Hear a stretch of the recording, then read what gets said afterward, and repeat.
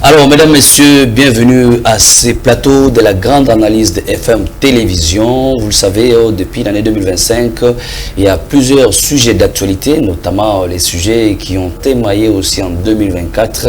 Et aujourd'hui, on va en faire une grande analyse avec une figure de proue de la communication, disons, de la politique sur le plan national. C'est un cadre de l'Union pour la démocratie et le progrès social.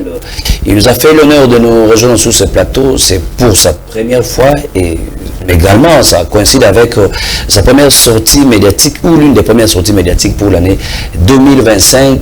Nous avons l'honneur de recevoir pour vous Maître Dieu Merci Pouy. Bonjour.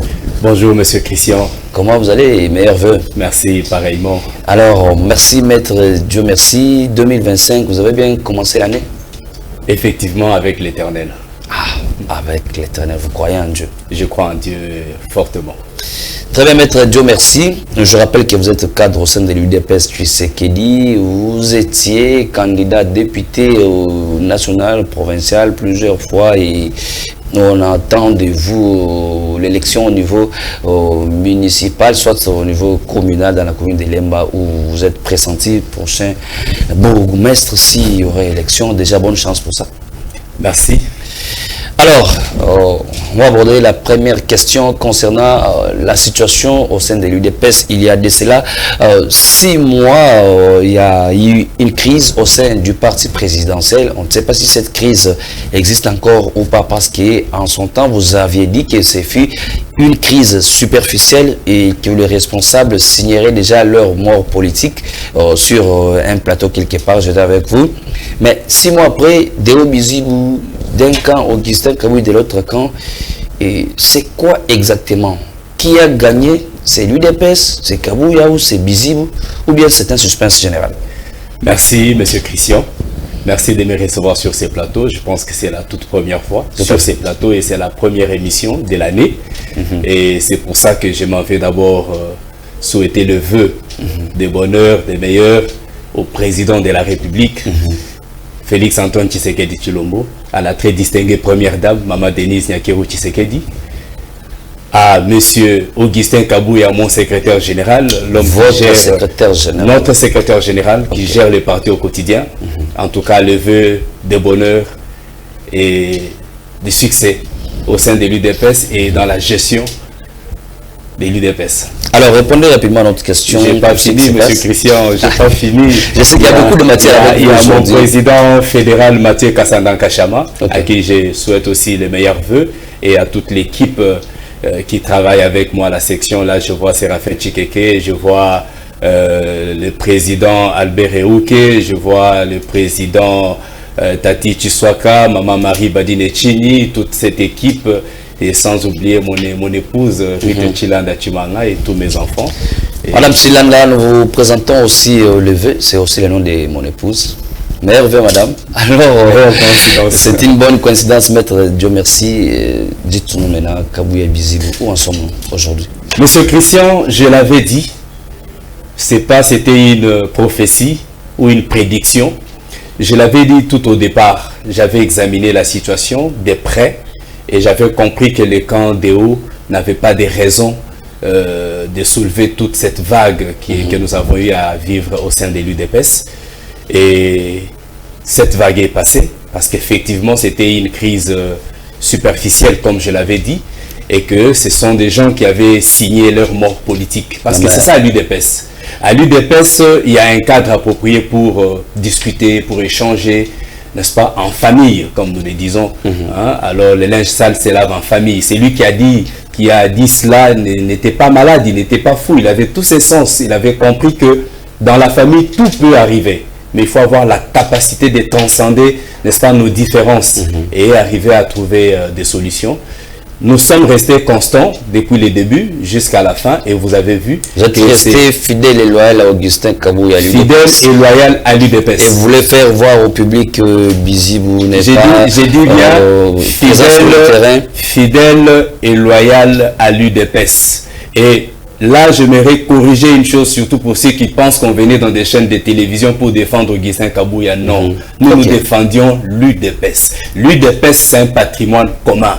Et tout combattant, tout Congolais a le droit, n'est-ce pas, de défendre l'UDPS lorsque l'UDPS est en danger. Nous avons vu à la récente visite ou encore tournée du chef de l'État Félix Antoine Tshisekedi Tshilombo dans l'espace Kasaï. Nous avons vu par exemple à Kananga, au Kasaï Central ou encore en Boujma, nous avons vu des affiches de mobilisation de Déo Bizibou. Bien entendu, on a écrit secrétaire général de l'UDPS. C'est du cosmétique. Grosso modo, vous savez, un seul combattant peut aller dans une imprimerie, n'est-ce pas? Faire imprimer 70 bâches et puis placer. Mais nous savons qu'un seul combattant. Mais l'UDPS, ce n'est pas ça. C'est ce qui démontre d'ailleurs que ces gens-là ne maîtrisent pas l'idéologie UDPS. L'UDPS, ce n'est pas ça. L'UDPS, ce sont des valeurs. L'UDPS, c'est une idéologie. L'UDPS, c'est toute une vie. L'UDPS, c'est un esprit. Pyramide renversée. Pyramide renversée. Et aujourd'hui, cette même base qui dirige le parti, pour la plupart, se plaignent que voilà, ils ne se retrouvent pas. 6 ans déjà passés au pouvoir. Le peuple d'abord, l'UDPS, les combattants ne se retrouvent pas. D'autres, la majorité aussi des Congolais ne se retrouvent pas, on doit l'avouer. Et toujours la pyramide renversée. Est-ce que l'UDPS a vraiment donner cette lueur d'espoir qu'on espérait pour elle? Ici, je veux parler en tant que cadre UDPS et en même temps en tant que Congolais. Nous savons tous que lorsque le chef de l'État accède au pouvoir en 2018, les trous étaient très profonds. Et ça, personne ne l'ignore. On vous a laissé l'armée, on vous a laissé tous les 26 territoires, les 145 J'en arrive. Au grand complet par Joseph Kabila. J'en arrive. Non, écoutez, il y a à boire et à manger dans ça, n'est-ce pas? On ne peut pas signer des accords, tout ça, au vent, à la porte, au brassage, au mixage pour intégrer nos ennemis. Mais en contrepartie, écoutez, nous retirons des territoires. Ça, c'est une fausse paix. Voilà pourquoi les Français disent que le feu mal éteint finit toujours par se rallumer. Ok. Voilà. Donc, vous voulez dire que, ouvrir la parenthèse et fermer rapidement, que l'affaire M23, c'était le feu mal éteint par Kabila. C'était le feu mal éteint par Kabila. C'était le feu mal éteint parce qu'il avait très mal signé ses accords. Avec les brassages, avec les brassages, mixages, n'est-ce pas, en contrepartie, les M23 devaient occuper certains postes de commandement, de décision, tout ça. Mais où est le mal si c'était pour la paix? Pour où est le mal? Vivre en paix. Où est le mal? Où se trouve le mal? Le mal, c'est la fuite. Parce que pendant ce temps-là, il y avait quand même la paix dans l'est du pays. Mais posez-vous la question, ces gens-là ont quelle nationalité? Ces gens qui occupent des postes de commandement dans l'armée ou qui occupent, ou il y a certains qui occupent encore jusqu'aujourd'hui dans l'armée, ces gens-là étaient de quelle nationalité? Nous parlons d'infiltration, n'est-ce pas? Bon, les Congolais ne peuvent pas infiltrer son armée, si ce n'est l'étranger. Donc si nous parlons de l'infiltration, l'infiltration a eu lieu avec les brassages et les mixages. Ça a été une bonne chose pour le Congo? Non. Je pense que... Alors revenez à la question de nous dire, le peuple se retrouve, les combattants de l'UDP se retrouvent... Pour ne fût-ce que prendre les propos du chef de l'État, partout il est passé par rapport à cette question d'emploi. Il ne faudrait pas ici mettre une différence entre les combattants et les Congolais, non. Tout combattant est Congolais, d'abord. Mais tout Congolais n'est pas combattant de l'UDPS. Tout Congolais n'est pas combattant de l'UDPS. S'il vous plaît, nous devons faire très attention, n'est-ce pas, parce que nous avons une constitution, n'est-ce pas? Et cette constitution dit que tous les Congolais sont égaux devant la loi, n'est-ce pas? C'est-à-dire tous les Congolais devront bénéficier, n'est-ce pas, de tous les mêmes, des mêmes avantages. Alors, lorsque moi je passe dans une chaîne de télévision pour dire il faut que l'on donne du travail aux combattants, en d'autres termes, je suis en train de marcher sur la Constitution. Et les combattants sont des Congolais. Vous savez, on doit avoir l'âme d'un homme d'État. Un homme d'État ne peut pas venir plaider la cause, n'est-ce pas, d'un groupe de personnes parce que ce groupe appartiendrait à son parti politique. Non, ici nous parlons intérêt général. Et l'UDPS ne s'est pas bâti pour l'intérêt des combattants. Ça, je ne cesserai jamais de le dire. L'UDPS s'est bâti pour l'intérêt des Congolais. Lorsque nous parlons de peuple d'abord, on aurait dit les combattants d'abord. Mais pourquoi est-ce que les Sphinx a parlé du peuple d'abord? C'est parce que l'UDPS... Il n'a pas particularisé. Il n'a pas particularisé, il n'a pas catégorisé. Ok. Etienne Tshisekedi Mulumba a parlé du peuple d'abord. Je ne sais pas si on se comprend. Même ces combattants qui passent dans des chaînes de télévision pour crier « Tozu Misalaté », en fait, c'est peut-être par ignorance qu'ils le font. C'est leur droit. Mais ils doivent les revendiquer en tant que des Congolais et non en tant que des combattants. Parce que le chef de l'État se bat pour tous les Congolais. Ils ont double casquette. Ils peuvent aussi revendiquer en tant que Congolais, mais également en tant que combattants. Je dis ceci. Aujourd'hui, il n'y a plus des matinées politiques. Augustin Kabouya, est-ce qu'il manque maintenant le discours pour échanger avec ses combattants? Est-ce qu'il a fixé par la question des révisions? Je pensais que c'est une question qui allait tomber après, mais comme vous avez anticipé, je vous dis qu'il y a eu des états généraux, n'est-ce pas, que le secrétaire général Augustin Kabouya venait d'organiser avec tous les fédéraux, tous les fédéraux, et tous les frondeurs aussi. Je dis tous les fédéraux, 145 territoires. On n'a pas dédoublé. Je dis 145 on n'a pas dédoublé les cellules de l'UDPS, les fédérations. Moi qui vous parle, je suis sectionnaire. Je suis vice-président de la section Lemba Sud. N'est-ce pas? Il y a eu cette tentative. Mais nous avons barré les passages, n'est-ce pas, cette tentative. Ils ont voulu dédoubler les fédérations, ils ont voulu dédoubler les sections, ils ont voulu dédoubler les cellules. Mais nous leur avons barré ces passages-là. Parce qu'Augustin Kabouya a démontré de quoi est-ce qu'il est capable. C'est un bon gestionnaire. Il a démontré de quoi est-ce qu'il est capable. Aujourd'hui, l'UDPS est une et indivisible. Et si... quelle serait la place des autres, les Deo Bizibu qui étaient partis avec les Simon Kalenga et les autres? Est-ce que s'ils revenaient, selon vous, au bon sens, ils vont retrouver leur place? Je pense que ce temps-là est révolu parce qu'ils n'ont pas suivi le mot d'ordre de l'autorité suprême, de l'autorité de référence. Rappelez-vous qu'il avait Deo Bizibu et son groupe ont été reçus par les chefs de l'État. Et à la sortie, quelles ont été les recommandations? Retournez. Ils ont été même reçus par Maman Marthe. Maman Marthe, oui. Retournez, asseyez-vous et discutez. Mais ça n'a pas été le cas. Aussitôt sortis, ils ont changé de discours. Ils ont voulu même transformer les dires du chef de l'État, de l'autorité de référence. On a trouvé que ces gens étaient animés juste d'une mauvaise foi, de mauvaises intentions. L'UDPS a continué. Aujourd'hui, on est là. L'UDPS vit.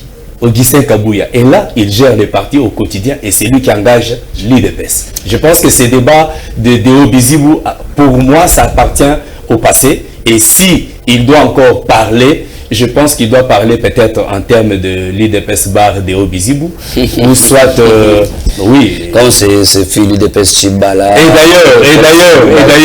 Et d'ailleurs, s'il faut rigoler un peu, il était nommé ou bien choisi pour 6 mois. Il était... Les 6 mois sont déjà épuisés, monsieur.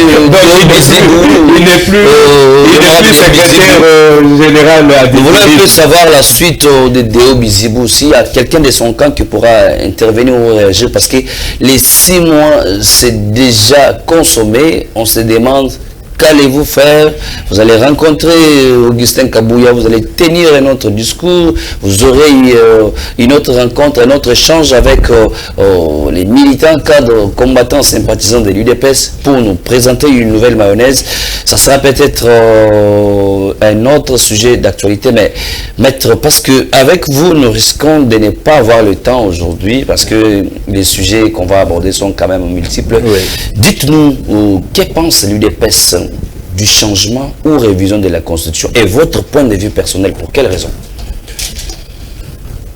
Pour nous, l'UDPS, il est très clair que nous sommes du côté du changement de la Constitution.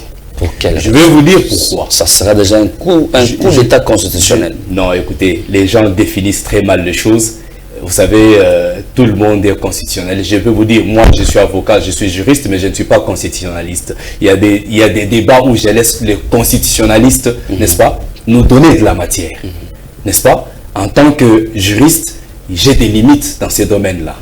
Mais s'il faut parler en tant que politique, en 2005, pendant la campagne sur les référendums du oui ou non, n'est-ce pas, de cette constitution, de l'actuelle constitution, l'UDPS a battu campagne pour les non. Etienne Tshisekedi Wamulumba, de heureuse mémoire, a dit aux Congolais de ne pas voter pour le oui. Plus tard, il va même dire de boycotter ces référendums. Tout ce que Etienne Tshisekedi Wamulumba avait relevé à cette époque nous rattrape aujourd'hui. N'est-ce pas? J'en arrive. N'est-ce pas? La logique est laquelle? Aujourd'hui, l'UDPS au pouvoir. Vous trouvez normal que l'UDPS dirige ses partis ou laisse ses partis avec cette constitution pour laquelle l'UDPS a battu campagne pour les non? Cette même constitution qui a permis à l'UDPS d'être au pouvoir, de s'installer, d'avoir un président ici de son parti, cette même constitution devient mauvaise aujourd'hui. En quoi elle bloque? C'est ce qu'on appelle la force des choses, n'est-ce pas? Nous avons battu campagne pour les non. La force des choses a fait que cette constitution est passée. Et qu'on a été régi pendant 18 ans avec cette constitution. Comme en 2011, vous avez voté l'UDPS pour Etienne Tshisekedi et les résultats ont publié Joseph Kabila. C'est la force du non aussi. J'ai dit c'est la force des choses. Des choses, voilà. Ok. Ce sont des choses qui arrivent non selon notre vouloir, n'est-ce pas? Mais la force des choses. Alors, aujourd'hui, l'UDPS au pouvoir, avec tout ce que l'UDPS avait relevé comme faille dans cette constitution, je vois très mal l'UDPS diriger ces pays. Quels sont les points phares, 2 ou 3, voire 4, même 5 points dans cette constitution, ces points qui sont fâcheux, qui peuvent motiver aujourd'hui les Congolais de croire en ce que l'UDPS dit en rapport avec le changement et la révision de la constitution? Je veux parler de l'article 51, n'est-ce pas? Cet article qui parle sur les minorités. Ok? Connaissons tout ce que nous avons traversé dans ces pays avec cette question des minorités. Et sachant la source de cette histoire des minorités, cette notion des minorités qui vient du Rwanda. Et nous savons qu'il y a eu génocide au Rwanda. Ils ont transposé cette notion de minorité en République démocratique du Congo pour après justifier les massacres de cette minorité. Et plus tard, demander, n'est-ce pas, de l'espace, parce que pour qu'il y ait un État, il faut avoir de l'espace, il faut avoir une population, n'est-ce pas, et puis demander... Vous voulez raccorder ça à l'article, je crois, 217 qui parle 217 de la sécession. Là encore, il y a un problème. Mais quand on parle de CD, on n'a pas parlé totalement de CD.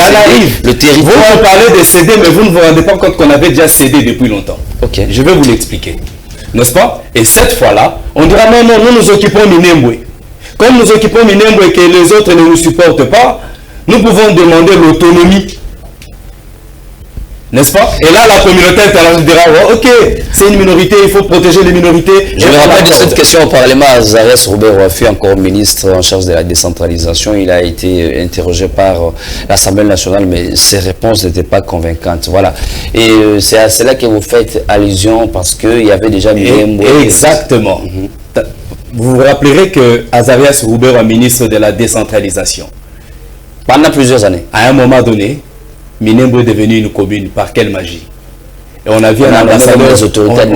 On a vu un ambassadeur. On a vu une Nzita à Minembwe. Tout ça, c'était déjà un coup bien préparé pour qu'après, qu'on dise non, non, la minorité vit là, nous pouvons demander notre autonomie, et puis demain, c'est un drapeau qui. Et c'est un État. Vous comprenez? Et pour revenir à l'article 217, lorsqu'on parle de la cession de la souveraineté, souvent, en lisant cette disposition, les Congolais pensent toujours au territoire. Voilà. De la cession d'une partie. C'est ça aussi votre compréhension. Non, non, moi je ne suis pas dans cette logique-là. La notion de la souveraineté est trop vaste. N'est-ce pas? Lorsque eux disent qu'ils peuvent céder cette disposition dit qu'on peut céder une partie de notre souveraineté. Je vous rappelle ici qu'avec l'arrivée de Musée Laurent Désiré Kabila, on a eu un chef d'état-major général rwandais, James Kabarebe, qui a dirigé notre armée.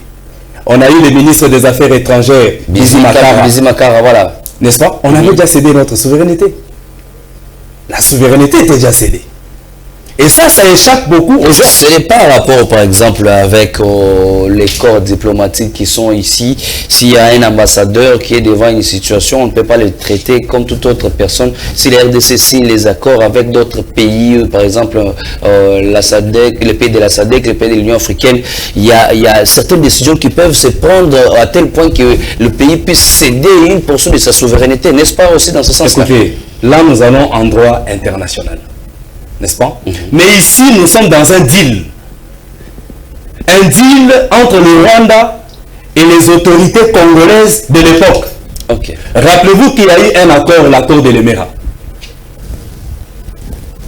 C'est cet accord qui a été mis en application. L'accord qui stipulait que... on pouvait céder 300 km. Voilà, et puis on pouvait insérer les services de sécurité rwandaises pour contrôler les frontières du pays. Les services de sécurité font partie de la souveraineté nationale.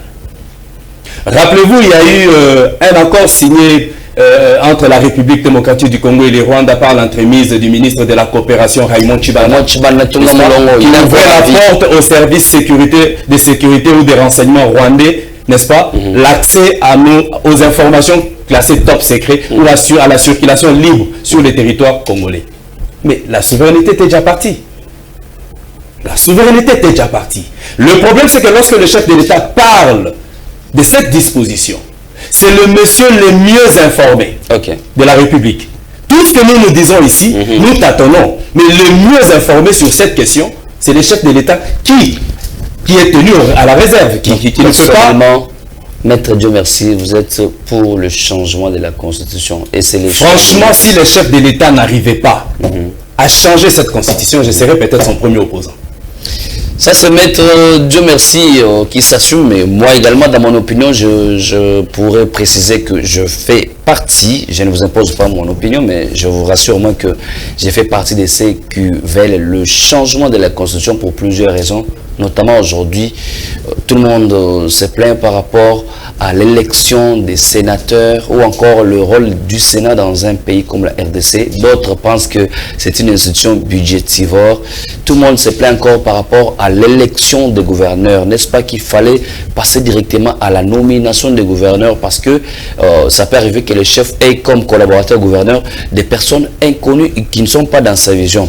Il y en a aussi qui se plaignent sur plusieurs questions au niveau national et international, mais qui demandent parfois que le président ait plein pouvoir. Comment voulez-vous qu'il y ait un président de la République qui nomme un ou une première ministre, mais qui n'a pas le pouvoir de les révoquer automatiquement parce que tout doit passer d'abord par le Parlement et toutes ces choses-là prennent le temps et pour trouver la solution. D'ailleurs, la Constitution actuelle nous a ramené à 26 provinces, ce qui a encore divisé notre unité. Et personnellement, je fais partie de ceux qui croient que s'il y aurait changement de la Constitution, qu'on puisse revenir même à 11 provinces, pourquoi pas 6 provinces pour souder cette cohésion nationale et que le président de la République ait la capacité de nommer un non originaire comme gouverneur dans une autre province. Voilà, c'était mon point de vue privé. Alors, on va avancer, Maître Dieu merci. Vous voulez compléter quelque chose par rapport à la Constitution? Oui, j'aimerais compléter quelque chose. Vous vous rappelez du dossier Bosco Tanganda? Il est revenu aujourd'hui encore dans la rébellion. Bosco Tanganda... Non, là vous parlez de Bangala. Moi je parle de Bosco Tanganda. Général en République démocratique du Congo. Et lorsqu'il y a un mandat de la CPI contre lui, il traverse nos frontières, il est au Rwanda, il devient rwandais. Et lorsqu'on l'arrête, à la CPI, il dit qu'il va se défendre en Kinyarwanda. Vous comprenez un peu dans quoi nous nous sommes retrouvés avec les accords de Kabila. Kabila vous donne en réalité l'insomnie jusqu'à ce jour. Je dis, non, écoutez, encore de Kabila. On va toucher ce sujet. On ne peut pas avancer sans revenir en arrière, n'est-ce pas? Parce que tout ce que nous sommes aujourd'hui, c'est hier qui nous rattrape aujourd'hui, n'est-ce pas? Je donne un exemple concret de Bosco Tanganda. général à la République démocratique du Congo. Il est poursuivi par la CPI, il traverse le frontière, il est au Rwanda et il devient rwandais. Vous comprenez un peu ça? Et lorsqu'on l'arrête, il dit non, moi je vais me défendre en Kinyarwanda. En d'autres termes, vous dit je n'ai jamais été votre frère. Et comment s'est-il retrouvé général à la République démocratique du Congo? Brassage. N'est-ce pas? Alors que Kabila, n'est-ce pas, l'avait fait pour gagner la paix. Et quelle paix? Et à quel prix? Ok. N'est-ce pas? À quel prix? En vendant le pays. En hypothéquant la souveraineté. En hypothéquant la souveraineté nationale, c'est un acte de haute trahison. Ça, c'est un acte de haute trahison. Il devra répondre un jour. Kabila répondra un jour de ses actes. Non, et ça, gardez cette émission. Attendez. Gardez cette émission, je vous le dis. Laissez quand même Joseph. Kabila aurait tout fait. Laissez. Il y a une chose pour laquelle je ne lui pardonnerai jamais. C'est d'avoir donné accès à l'ennemi dans ces pays. Est-ce que vous pouvez être méchant jusqu'à ce point devant la personne du sénateur à vie? Si moi je suis méchant, si moi je suis méchant, donné quand même le meilleur de lui-même. Si moi je suis méchant, alors Kabila est cruel. Kabila a donné, il a doté la constitution à ces pays. Kabila a accepté de gérer, de partager son pouvoir un plus. Vous appelez ça constitution. Kabila a organisé les élections. Vous appelez ça constitution. Les deuxièmes. Moi, j'ai fait la passation pacifique du pouvoir avec Félix Tshisekedi. Pourquoi la vouloir jusqu'à ce jour? À quel prix? Si vous appelez cette histoire constitution, moi j'appelle ça un acte de vente de la République démocratique du Congo. Ce que vous appelez constitution, c'est un acte de vente de la République démocratique du Congo. Vous ne l'ignorez pas. Les clans Clinton, vous le savez très bien, que leur plan c'était la balkanisation de la République démocratique du Congo. Vous le savez très bien, pourquoi est-ce qu'on essaie de faire semblant? Mais écoutez, notre vie en dépend, notre avenir en dépend. Si vous dites qu'en disant qu'un jour Kabila répondra on est méchant, alors moi je disais que Kabila est cruel. Il est cruel parce qu'il a ouvert la porte à nos ennemis. Il a donné accès à nos ennemis dans ces pays. Et aujourd'hui, ce sont des dizaines, des millions de Congolais qui sont morts par sa faute. Quelle est sa faute? Vous dites quelle est sa faute? Vous reconnaissez. Pourquoi est-ce que les M23 ont repris les armes? Vous ne reconnaissez aucun. Pourquoi est-ce que les M23 ont repris les armes? Parce que vous les avez logés ici. C'est vrai que ce n'est pas vous de me poser la question, parce que vous avez logé les M23 ici, mais vous n'avez pas répondu à leur. Vous avez des preuves. Selon. Vous avez des preuves. Parce que le président Tshisekedi a dit tout haut qu'il ne négociera jamais avec les M23. Il y a vos frères, il y a les frères congolais qui sont dans les rangs de M23, il y a les Corneille Inanga, il y en a plusieurs. Vous savez, j'ai toujours mal lorsque les gens justifient, n'est-ce pas, les sangs qui coulent en République démocratique du Congo par la présence de nos frères qui sont là-bas. Que vous soyez notre frère ou que vous soyez notre ennemi, nous, IDPS, nous avons fait 32 ans de lutte, nous n'avons jamais pris des armes. Et rappelez-vous qu'il y a eu un temps où il nous a été proposé de prendre des armes. Etienne Tshisekedi Wamulumba n'a jamais cédé à ça. Jusqu'à sa mort, Etienne Tshisekedi Wamulumba, d'heureuse mémoire, n'a pas cédé à cette tentation de prendre des armes. Et pourtant, on avait des possibilités, on avait des moyens nécessaires pour prendre des armes. On n'a pas réussi à le faire. On n'a pas pu le faire parce que ça n'a jamais été dans notre idéologie. Nous prenons la non-violence. N'est-ce pas? Et tout celui qui a pris des armes contre ses frères en République démocratique du Congo en payera les prix forts.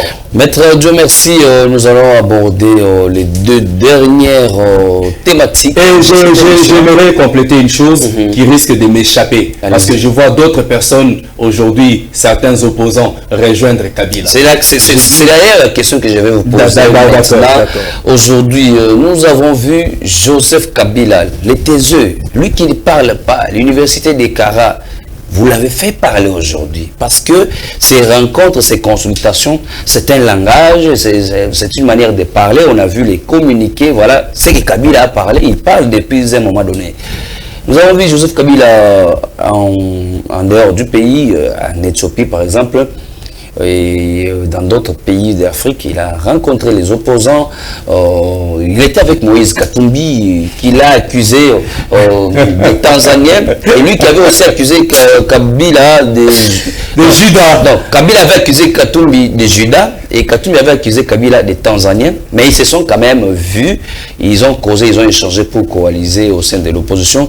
Nous avons vu Joseph Kabila avec Claudel Lubaya, l'ancien gouverneur de la province du Kasaï central, qui est opposant à Félix Tshisekedi à son régime depuis un moment donné. Nous avons vu également Joseph Kabila avec des consultations en gestation aujourd'hui. On parle même que Martin Fayulu est prêt à rencontrer Joseph Kabila pour faire un front contre Félix Tshisekedi. N'avez-vous pas peur de ces blocs de l'opposition, surtout avec la situation socio-économique et sécuritaire du pays, mais également avec la question de la Constitution? Est-ce que le bloc qui va se réunir autour de Kabila ne vous fait pas peur? Lorsque vous parlez de la peur, ça me fait d'abord rire. Pourquoi? Parce que l'UDPS à l'opposition n'a pas eu peur de Kabila, avec sa milice. Il avait les renseignements, il avait l'armée, il avait la police, mais l'UDPS n'a pas eu peur de Kabila.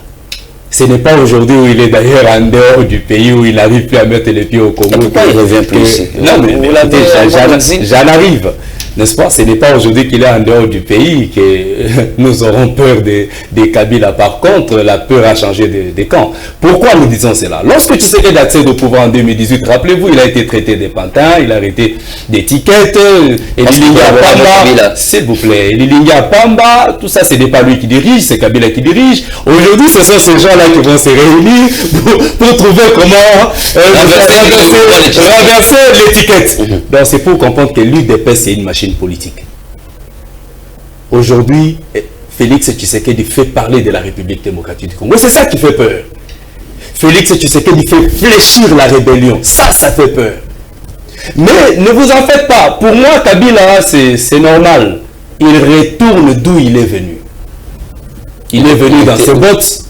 Et il doit retourner dans ses bottes pour que nous les recueillons devant la justice et qu'il soit jugé. Là, vous insinuez que Kabila est dans la rébellion, c'est ce que vous voulez insinuer? Le président de la République a dit l'AFC, c'est Joseph Kabila. On n'a pas vu. Et je vous dis ici que le président de la République est l'homme le mieux informé dans ces pays. L'homme le mieux informé. Rappelez-vous que juste après cette déclaration, les pays de la SADC ont fait une déclaration interdisant à Kabila de traverser leurs frontières. Vous pensez que c'est en vain comme ça, c'est en l'air comme ça, que ces États-là peuvent prendre de telles décisions contre Kabila? Non, écoutez, il y a ils peuvent toujours renoncer à la décision. Je dis ceci. Aujourd'hui, je peux le dire et je suis à l'aise. Kabila est tout sauf un homme d'État. En quoi? Non, là, vous exagérez. Dire que Kabila n'est pas un homme d'État, vous avez vu, je dirais encore ça. Vous avez vu aux États-Unis avec la mort du président qui vient de décéder, Carter. Jimmy Carter. Jimmy Carter. Lorsqu'il y a eu messe, vous avez vu tous les anciens chefs d'État, n'est-ce pas? Obama, Trump était là, tous les autres, ils étaient là. Vous voyez? Qu'est-ce qui a empêché Kabila de rester au pays? Vous savez, quand on est habitué à des coups bas, ça nous rattrape toujours. D'abord avec son camp. Vous vous rappellerez que Moïse Katumbi a été traité de tous les mots ici. Oui. Par François Ntambwe Mwamba qui a dit Moïse Katumbi avait ramené les mercenaires. Oui, voilà. On a vu même une vidéo de Kokonyangi, Joseph, qui l'appelait même Soriano. La vidéo existe. Il dit voilà, il a trompé tout le monde. Il se fait élire gouverneur. Et donc, on a traité Moïse Katumbi de tous les mots par les amis. Katumbi est sorti de ce pays de quelle manière? Et comment est-il rentré? Comment a-t-il retrouvé son passeport? N'est-ce pas? Aujourd'hui, ces deux criminels se rencontrent à l'étranger pour comploter contre la République démocratique du Congo. Et nous, là, on est là en train de regarder, on se dit, oh, ils se sont rencontrés, ils parlent du Congo. Quel Congo? Ils n'ont jamais aimé le Congo, les deux là. Non, ils ont fait quand même leur preuve de l'amour du Congo. J'ai dit, ils n'ont jamais aimé le Congo. Et aujourd'hui, je comprends pourquoi Etienne Tshisekedi Ouamoulumba Derez Mémoire disait, une fois l'IDPS au pouvoir, il n'y aura plus d'opposition. Je vous dis une chose, lorsque je vois ces sangs passer, parler dans tous les sens, regardez, Maître Dieu merci, s'il vous plaît, c'est vraiment important ce que je veux dire par rapport à ces sangs, parce que les gens oublient que ces sangs, c'est un rebelle. C'est un colonel tel que vous le voyez là. C'est quelqu'un qui a des mains tachées de sang de Congolais. Regardez son attitude, regardez sa face à chaque fois qu'il fait des déclarations. Vous comprenez quelqu'un qui est méchant naturellement. Nous les attendons. Ils peuvent tous rejoindre Joseph Kabila. Mais Tshisekedi a le peuple congolais. Maître Dieu merci. Regardez un peu Kabila. Vous associez Moïse Katumbi. Vous associez Martin Fayoulou. Et vous allez joindre Claudel Lubaya. Vous prenez également Délice Sanga, Franck Diongo et tous les autres opposants au régime Tshisekedi, avec aussi le FCC, avec l'ensemble de Moïse Katumbi, avec ceux qui ne se retrouvent pas aussi dans votre gestion. Vous pensez que c'est à négliger cette opposition? Un conglomérat d'aventuriers. C'est tout ce que... Un conglomérat d'aventuriers. Voilà, mesdames, messieurs, nous vous rappelons que dans cette grande analyse, nous recevons Maître Dieu merci Pouilly au cadre au sein de l'Union pour la démocratie et le progrès social. Nous sommes en train d'aborder la dernière thématique, peut-être avec d'autres aspects qui vont intervenir après. Et le président Tshisekedi, après sa réélection, il a prêté serment jusqu'aujourd'hui. On ne sent pas des changements, par exemple, au niveau de la gestion, disons, des mandataires, par exemple. Il n'y a que les mêmes mandataires pour la plupart. Il n'y a que les mêmes ambassadeurs pour la plupart. Sauf qu'on a vu ces changements au niveau de l'armée. Mais qu'est-ce qui bloque pour le reste? Sont-ils vraiment compétents? Sont-ils vraiment meilleurs pour ce qu'ils font? S'il y en a qui se sont distingués positivement, par exemple, vous pouvez nous surprendre aussi sur ce plateau, même certains ministres, parce qu'on parle déjà aujourd'hui du remaniement ou pas, ça reste dans le secret du président de la République. Vous allez aussi nous dire qui sont ceux qui se sont distingués positivement et qu'est-ce qui bloque à ce que le président puisse changer les choses. Peut-être demain, nommer Maître Dieu merci pour ministre d'État, vice-premier ministre, parce que ce ne sont pas les capacités qui vous manquent. Non, en fait, s'il faut parler, relever tout ce que vous venez de dire, je dirais peut-être que cela dépend de l'agenda du chef de l'État, n'est-ce pas? Ce qui est vrai, il y a des mandataires qui ne sont pas productifs, n'est-ce pas? Qui ne sont pas productifs. Et là, moi, j'exhorte les chefs de l'État vraiment à y jeter un coup d'œil. Et surtout avec les dossiers de la SNEL, n'est-ce pas? Les dossiers de la SNEL qui n'est pas vraiment à la hauteur. Nous vivons des situations... Selon vous, oui, l'équipe dirigeante de la SNEL n'est pas à la hauteur. L'équipe dirigeante de la SNEL, en tout cas, c'est décevant. Il faut dire des choses. Quand nous voulons aider les chefs de l'État, nous devons dire des choses telles qu'elles sont, n'est-ce pas? Il ne faudrait pas qu'on vienne flatter des gens ici. Moi, je ne suis pas de cette école-là, où je peux venir flatter quelqu'un, n'est-ce pas? Ou aller frapper à la porte, c'est pas pour avoir quoi que ce soit. Non, ce n'est pas aider le pays, n'est-ce pas? Alors, je pense qu'il faut, j'exhorterai le chef de l'État à y jeter un coup d'œil. Il y a des mandataires qui ne sont pas vraiment productifs, n'est-ce pas? Il y a notre société Transco, n'est-ce pas? Il faudrait vraiment que les choses aussi changent dans ces domaines-là, parce que c'est dans l'équipe dirigeante, il y a aussi c'est une société de l'État, c'est une société de l'État, n'est-ce pas? Écoutez, même si c'est un mandataire de l'IDPS, mais tant qu'il ne travaille pas bien, je ne viendrai pas ici l'applaudir. Ce n'est pas ça aider les chefs de l'État. En tout cas, je ne sais pas, je vous le répète, ce n'est pas mon école, n'est-ce pas? Vous ne gérez pas bien, écoutez, dégagez. Il y a bien des têtes qui sont disposées à travailler et à faire mieux, n'est-ce pas? Vous avez eu la chance, il y a des gens qui avaient de bonnes intentions, mais arrivé, c'est parti. Alors, c'est pour ça que j'ai dit, même par rapport à nos ministres, il y a des ministres qui se sont distingués. Je parlerai de Doudou Famba, le ministre des Finances, n'est-ce pas? Il se distingue, il a surpris des gens dans sa gestion, n'est-ce pas? Pas trop de situations floues, non, il est aussi limpide, hein, qu'il se présente. Il communique aussi beaucoup. Il communique, n'est-ce pas? Tout ce qu'il fait est palpable, n'est-ce pas? Il y a le ministre de la Défense, Guy Mwadjanvita. Guy Kabongo, il est vice-premier ministre. Vice-premier ministre de la Défense.